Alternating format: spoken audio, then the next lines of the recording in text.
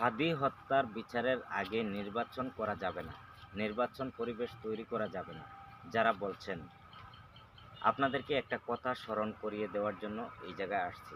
তো বিশেষ করে দেখেন, আসলে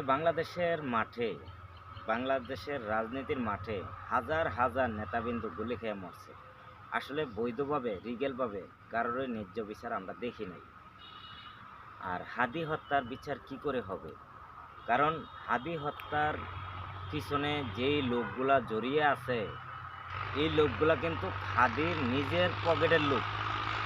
তো বিশেষ করে যেই ইঙ্গিতগুলা আমরা পাচ্ছি, আসলে প্রত্যেকটা ইঙ্গিতেই এই হাদির লগের এনসিপি কিংবা নাগরিক পার্টির সদস্য কিংবা অন্তর্বর্তী সরকার কিংবা বিএনপির একজন ভারপ্রাপ্ত এমপি মির্জা আব্বাসের এলাকা, যেহেতু ওনারও ইঙ্গিত আসছে। তো ইঙ্গিত বড় কথা না, কারণ আপনারা কিন্তু যখন হাদি মৃত্যুবরণ করলো, আপনাদের মুখে বয়ান দিয়েছিলেন কিংবা বিভিন্ন জায়গায় আন্দোলনও নেমেছিলেন যে